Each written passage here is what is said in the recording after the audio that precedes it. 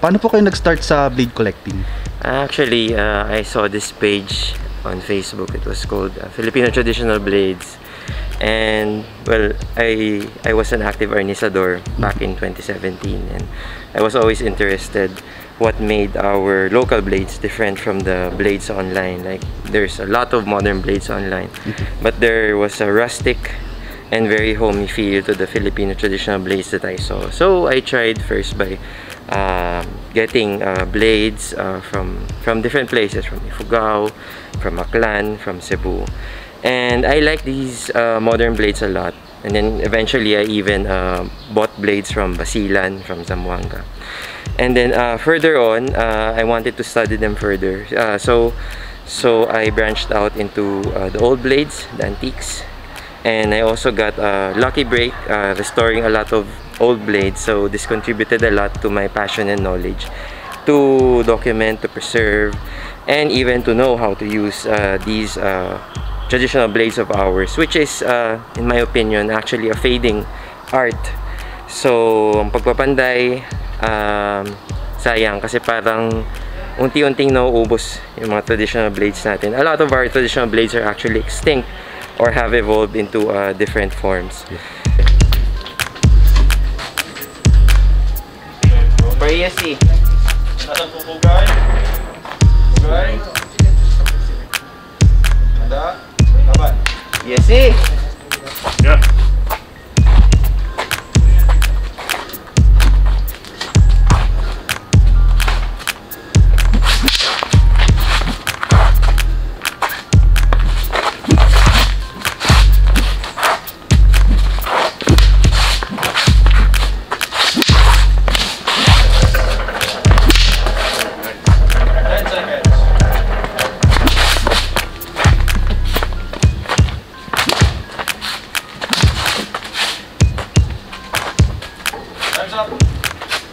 So yeah, basically that's what I do nowadays. I document, I try out old blades, I try out new ones, and then sometimes I review the new ones. I give testimonies to the makers in order for them to earn more, to get more customers, and to pass on their art to the next generation. Okay. Top 3 nyo, sir, na blade. Favorite ones? Oh, well, my top one would be from the place where I grew up. Okay. It's in Laguna. So I have this Uhastari by the late Panday Lorida. Okay. So it was a creation by father and son. So I actually got to visit them in the workshop. Oh, wow. Luckily, probably a year before he passed on. And for me, it's one of the best modern blades that I have. So it occupies a very special place in my heart because it feels very much like the place that I grew up. Yeah, yeah. And then the second would be, of course, Abang Samoro blade. The Barong, which no doubt all of us share have a shared passion from because it's a famed warrior blade. Yes. I'm even taking up the model fighting arts just so I can learn how to wield it sir, properly. paki-explain sir yung about sa MFA at FMA, yung difference. Kasi napansin ko kasi there's maling parang connotation na FMA is also FMA. Yes. So long before, like American period pa lang, American era pa lang, sikat na talaga ang motor blades eh. Yes. The Americans, even the Spaniards realize how well constructed they are. Yes. And well, the southern warriors were never really conquered by any of the colonial powers. So this added to the fame of the motor blades.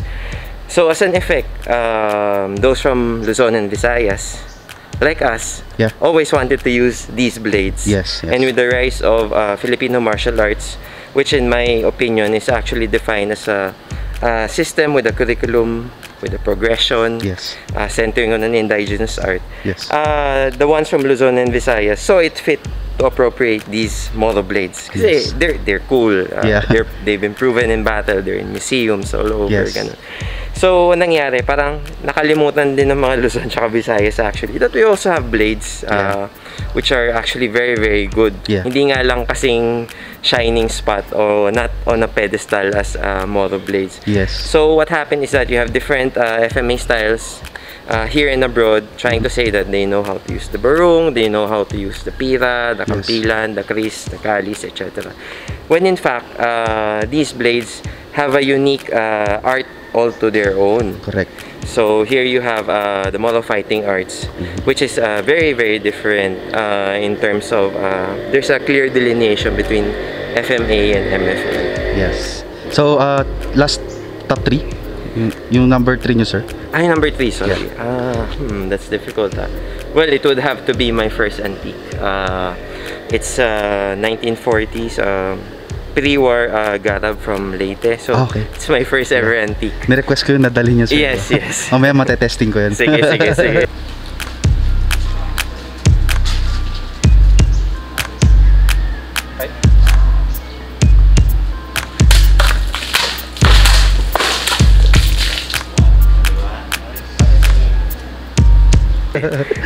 So this is very special for me kasi it was the first blade that I sacrificed a lot of other blades for. So sometimes I do that when I want to further my research, when I want to wield more blades. Of course, I would have to sacrifice some in order to get another one because we all don't have unlimited resources. So Correct.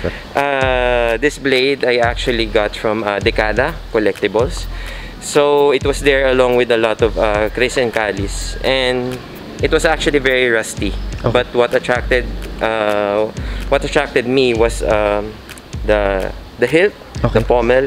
It's very unique, and also the rattan work on the ferrule. Okay. So yeah, it was actually owned by a collector who passed away a few months back then. I just forgot his name now, sorry. So it was my first antique that I also restored. I actually made a lot of mistakes with that antique. I accidentally bent it. Oh, no. My sharpening was not up to par, etc. etc. So kumbaga, yun yung una. Pedestal eh. Parang stepping stone sa... Stepping stone, learning curve. Yeah. Yes. So, but now it's still very much functional, and I very much treasure it as one of the centerpieces of my collection. Last question, sir. Tip po para sa bagong collector. Yeah, so a tip would be number 1. First, to know how deep you're willing to go with regards to Filipino traditional blades. So, it's very much okay to be casual. I mean, you want to collect blades from your region, okay lang yun. Gusto mo lang merong alternative na working bolo, or gusto mo meron kang gamitin kapag nag-harness drills ka, it's very much fine. But as you collect more and more blades, you also have to supplement these with knowledge. Correct. So actually, knowledge is very much available online thanks to people like Randy Salazar, Zel Umali, Style Nagarahen, and Braulio Agudelo.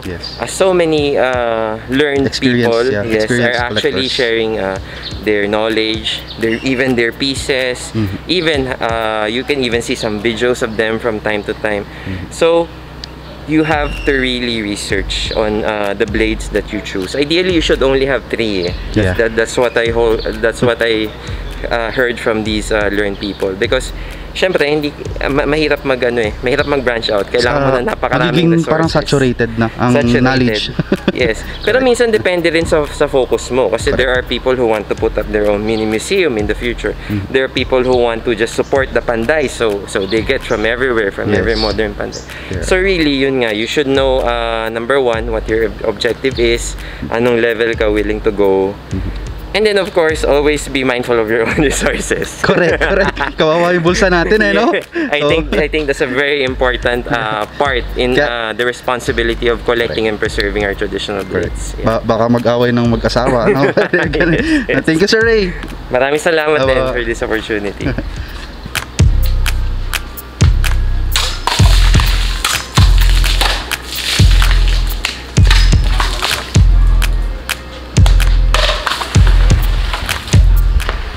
Sir, ambush interview. Paano po kayo nag-start sa collecting ng blades? I started martial arts in mga grade school. Actually kasi yung father ko mahilig sa mga military stuff.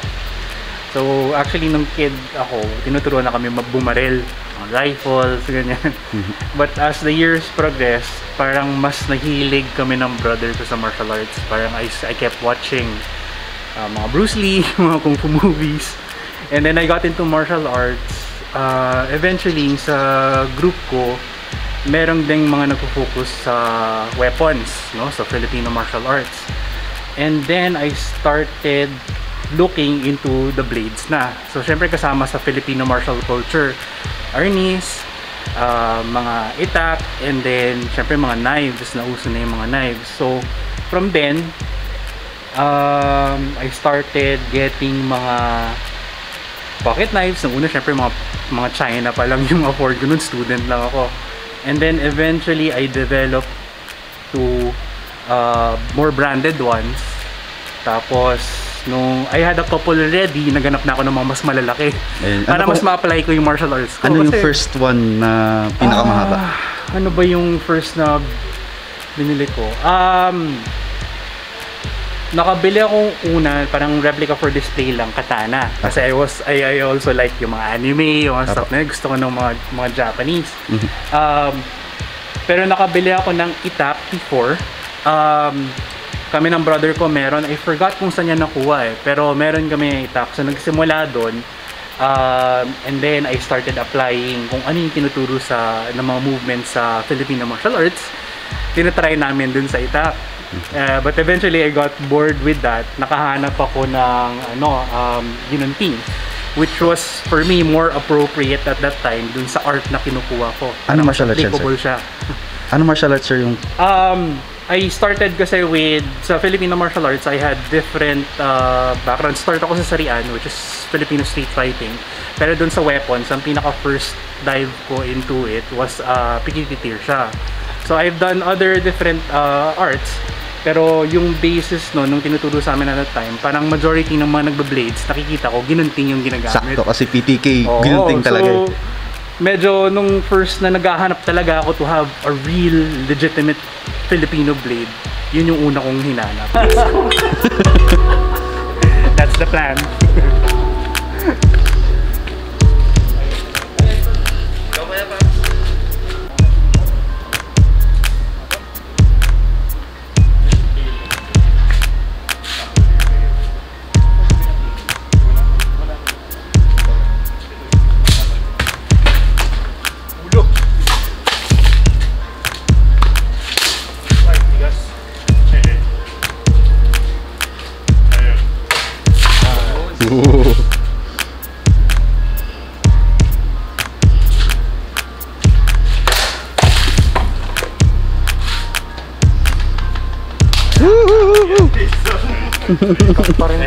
Okay, top 3 blades sir. Favorite? Favorites. Does it have to be Filipino? Kahit ano po, kahit ano. Kahit ano.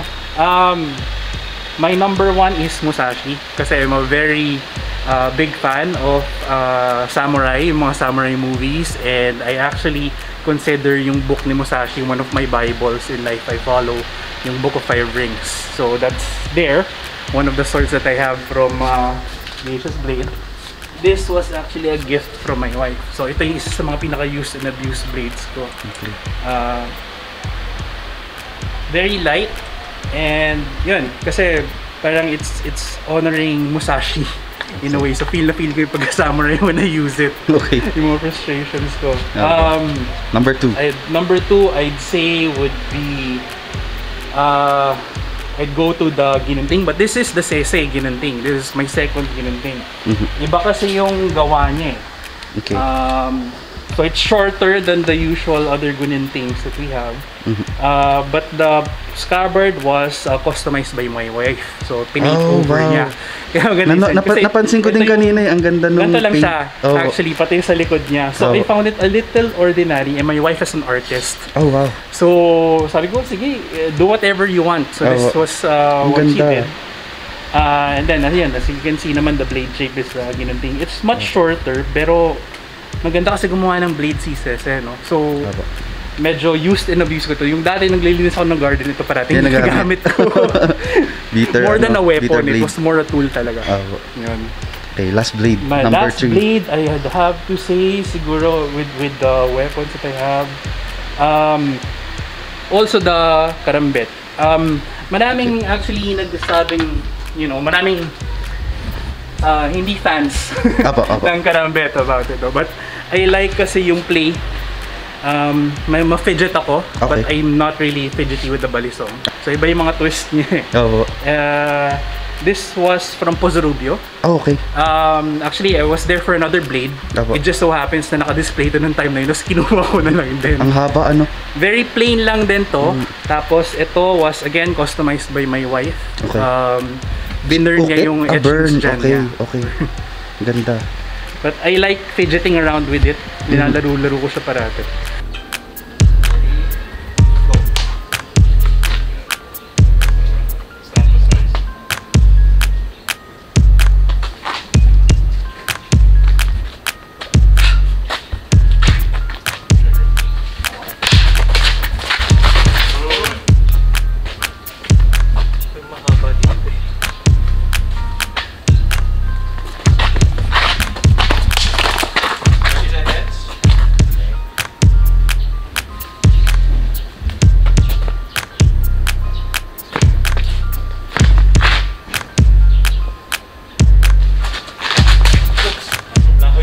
Kamay ko. 10 seconds.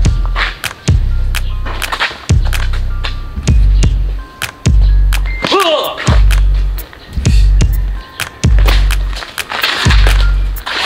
time's up.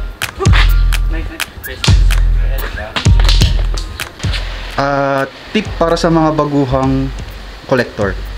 Huwag magsimula! Masakit. Just say Masakit sa puso, masakit sa bulsa. Okay. No. Okay lang, basta I think especially nowadays, there are daming groups. Join the groups kasi it's a lot of information. Ang daming information that's available now that were not available back then when a lot of us siguro were starting, di ba? So ngayon, information is so open eh. Yeah. So join the groups before you start anything. Okay, thank you po. Thanks, man.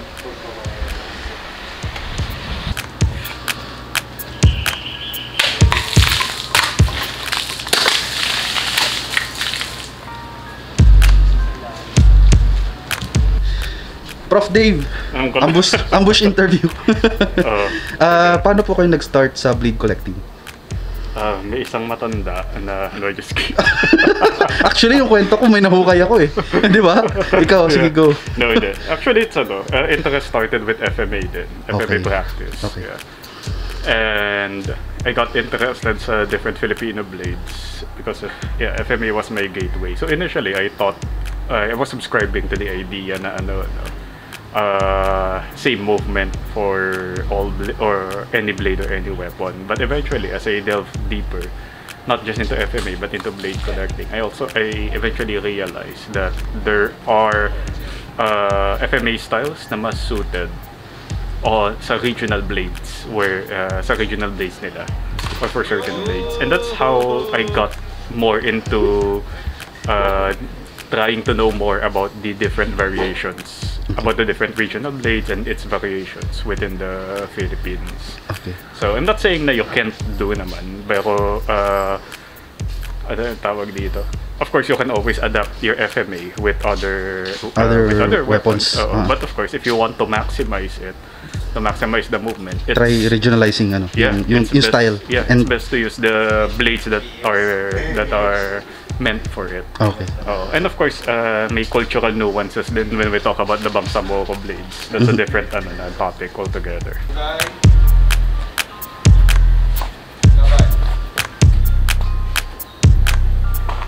Go. 1 minute lang din.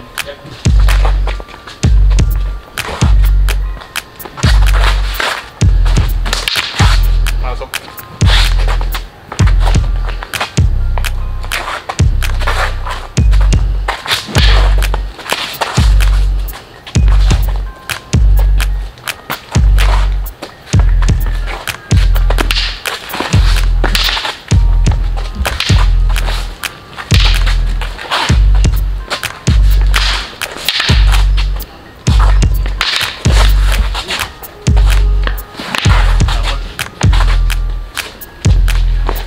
Time's up.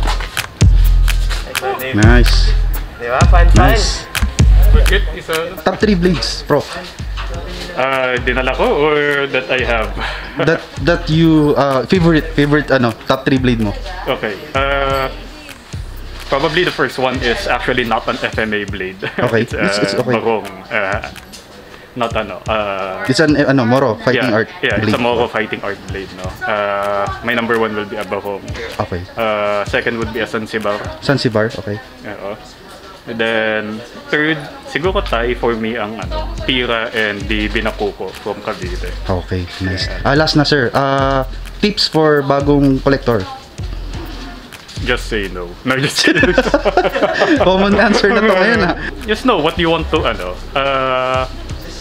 make up your mind what do you really want to collect. Are you after custom blades? Are you after traditional blades? And if you're after the latter, we have to learn to respect the culture. Yeah. And the region that it came from. So let's avoid yung ginagawa ng iba na papakopya lang sa panday. Yeah. It's better to ask them what they really have to offer. Okay. Because those are the things that they really know how to make. Tama. And those are the things that they've mastered. And you'll be surprised kung ano yung pwedeng lumabas na output. Ang galing. Okay. Thank you po, Prof. Thank Sige, you. thanks.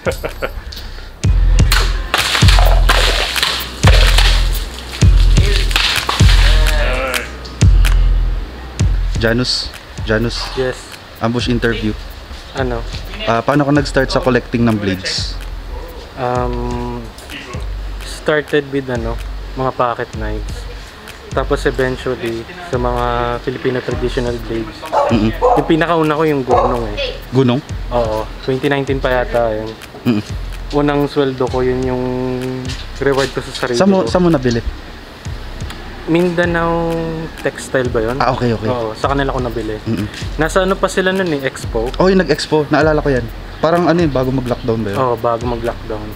Mga around October ba yun? November? Can't remember that. Basta ayun, yun yung una kong Filipino traditional blade. Okay. And then yung Pinuchilyo galing sa yun sa Pangasinan. Pangasinan, okay. Oo.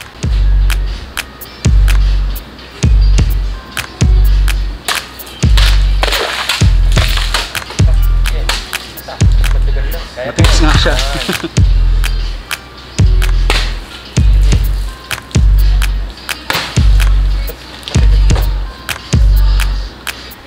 Top 3 blades. Top 3 blades. Dala mo? Diyos ko pong hirap sagutin yun. Top 3 lagi. Siguro yung dala ko ngayon. Sige nga, tingin. So, number 3 muna tayo. Okay. Ito, fave ko. Number 3. Galing sa BBM. BBM. Ano to? Bicol Blade Maker. Kay Sir Meljun. Minasbad, Binakla profile. Okay. Ito yung blade. Tapos may initials ko. Oh, wow. Nickname ko pala. Nickname. Nasaan yun? Ayan dyan. Ay, kita ko. Tapos yung signature ni Sir Meljun. Malapit sa Ricasso. Oo nga. And then ito yung scabbard, if you wanna look at it. Ganda. Ayan. Tapos number 3. Ito yung number 3. So, number 2, Number 2, hirap mamili ah. Siguro ito na lang, Zanzibar. Zanzibar. Yan ba yung tinesting ko nung nakaraan? Hindi, Iba ba tinamban yan. Tinamban. Hindi ko dala ngayon eh. Ayan. Binatangas yan. Oo. Wow. Yan as usual. Slim type siya. You can try it later. Okay, sure. So, I won't go much into the details kasi siguro alam na ng mga blade collector anong itsura ng Zanzibar eh. Oo, sige, go. Ito. Ayan yung top 1 mo. Yung top 1 ko, my favorite fighting blade from Sir Elmer. Wow. Wastari. Ginawa niya parang pang fighting. Ito yung full guard. Ganda. Pang ano talaga eh. Hindi pang utility. Kaya nga eh, hindi mo siya pwede sabihin na Hindi mo pupunta pwede. ka lang farm eh, no? Hindi ganun eh. Punta lang ang farm. Tinan mo. Punta lang ang farm. Punta kang farm. Parang ano eh, no?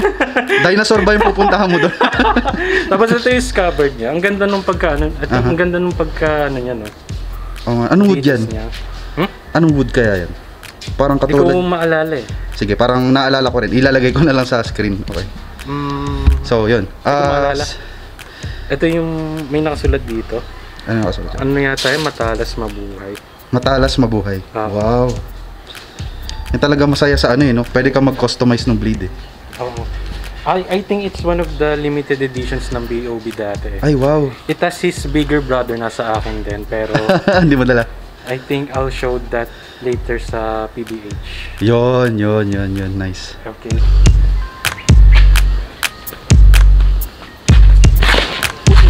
Tama ulo mo.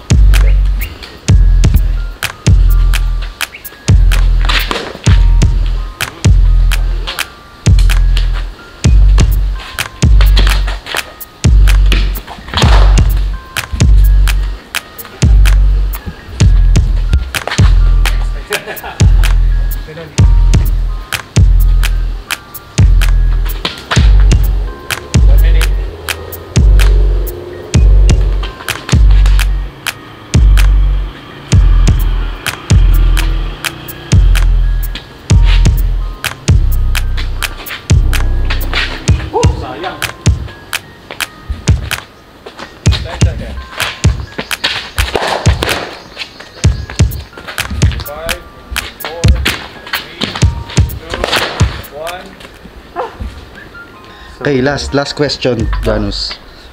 Tip mo sa mga bagong blade collector. Ano, kailangan mo maintindihan ko ano yung binibili mo. Okay. Ayun lang. Okay, Para hindi ka lugi sa pera. tama. Pera din yung usapan dito eh. Correct. Thank you, Janus. Yeah.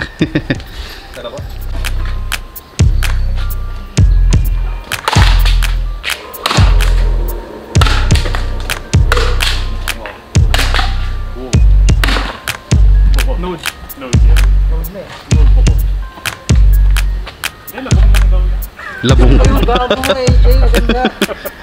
Next time sa farm tayo.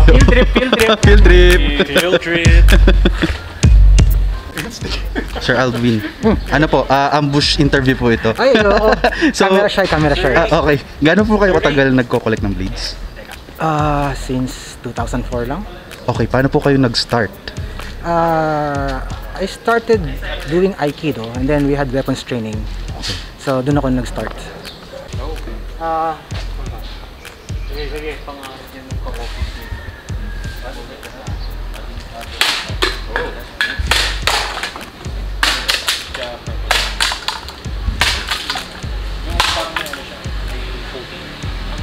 Saan tumama, sir, yung... Ayan, nakikita mo yung mga scratches dito.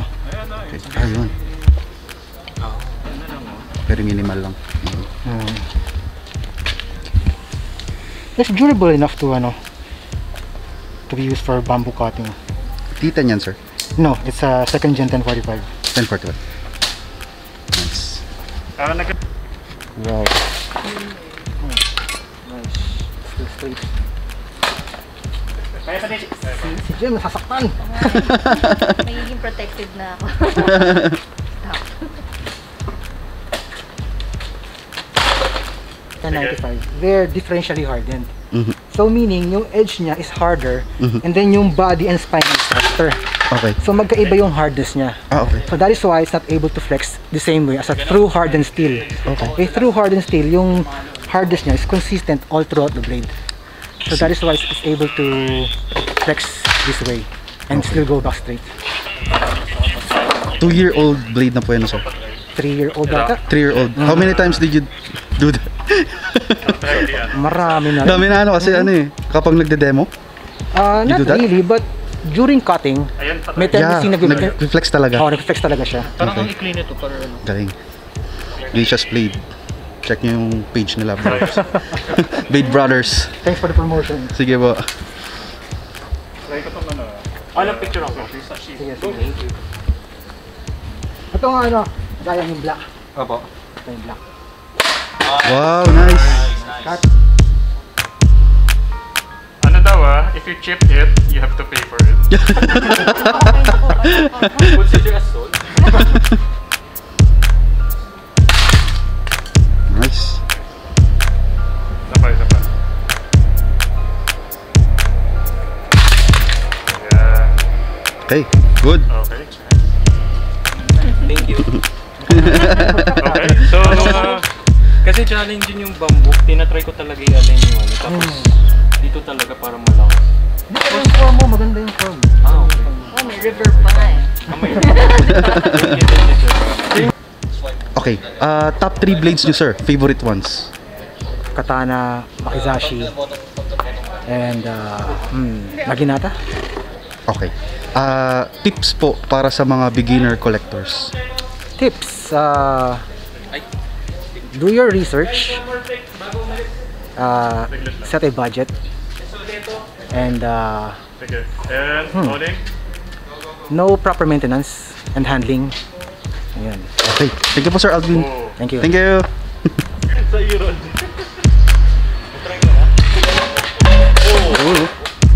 Alam mo, tatamaan ako. Oh. Okay. Kaya nga. Kaya.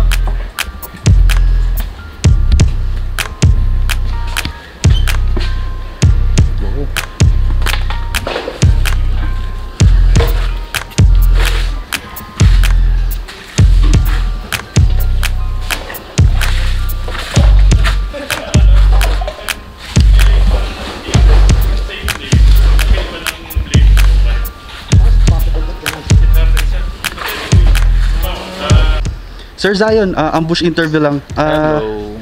Paano po kayo nag-start sa blade collecting? Actually, na-influensyahan lang ako ng instructor ko, ni Dave Sapanta. Okay. Then, ayun, nung natuwa ako kasi actually what I'm going for are longer blades eh. So, ito yung mga nasa 17 inches and above. Okay. Then, nung may isang available si Sir Ray, yung Bacolod na Bacolod nga ba yun? Ay, Bacolano ata. Yung hawagan, that's 25-inch blade. Haba. Binenta niya sa akin. Wow. So, natuwa ako. Then, sabi ko, bilhin ko na agad. Okay. Ayun. Then, ayun, nagustuhan ko yung nagustuhan ko yung profile niya kasi nga it's a battlefield blade. Ilang taon na po? Ay, tama. Gaano katagal na kayong nagko-collect? Actually, nag-start lang ako mag-collect 2019. Okay. Bago pa lang, ano? Bago lang. Okay. Actually, mas nauna ka pa sa akin. No?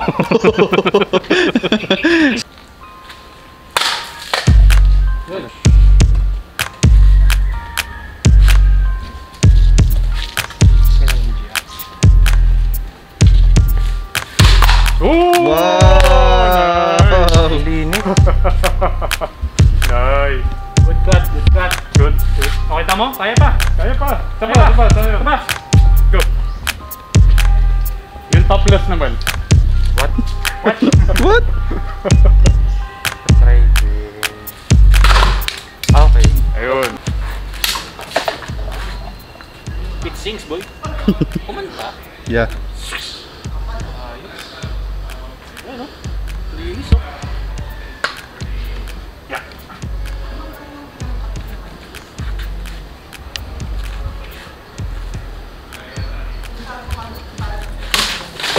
Linis ng cut. Ah, yeah. Ang saya niya. Nice. This is a happy blade. Yeah. Bro, saan mo nabili to? Top 3 blades. Ano po ang top 3 blades niyo? Yung favorite niyo? So far sa sa collection ko. So far yung sa syempre top 1 ko, yung yung katana ko. Okay. From Wolf's Blade Shop. Wolf's Blade Shop. Oo. Sige. Rolling.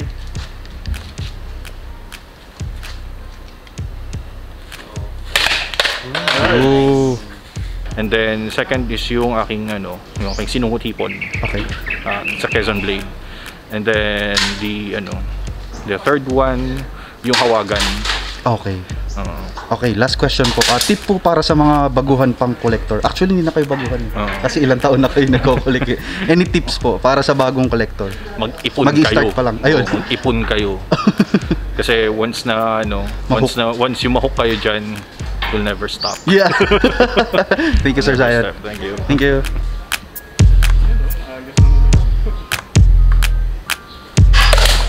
Yun.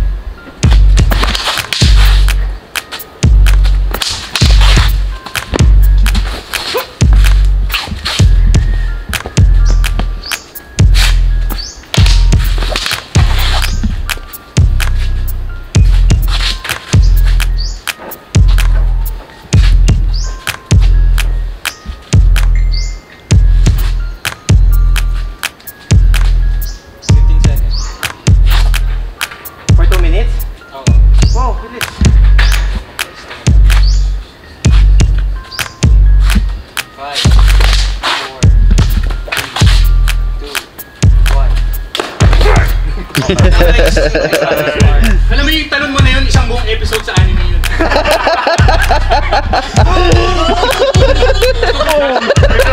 May flashback bro. Tapos power of friendship. Power of friendship. Power of friendship. Thank you. Mas kaya ko yung body hits kaysa doon sa hand hits. Mas masakit yung tama sa kamay. Polymer. So yan, I would like to end my vlog, guys, na nakita natin yung mga iba't ibang blade collectors na matagal na rin nakikita sa Facebook, no? Pero at least now nakausap natin sila harapan and nakuha natin yung mga opinion nila, and we've seen different kinds of blades, hindi lang Filipino traditional blades, meron ding iba. Thank you for Sir Jason dahil na-invite tayo sa cutting party na ito. Thank you kila Janus, kay Sir Dave, Sir Ray, kay Zion, kay Sir Aldwin. 200 meters, Dahil continue onto Aurora Boulevard, R6. hindi tayo naging iba. So, and thank you so much, guys. Sana maulit. So, bye-bye, guys. Bye. Bye.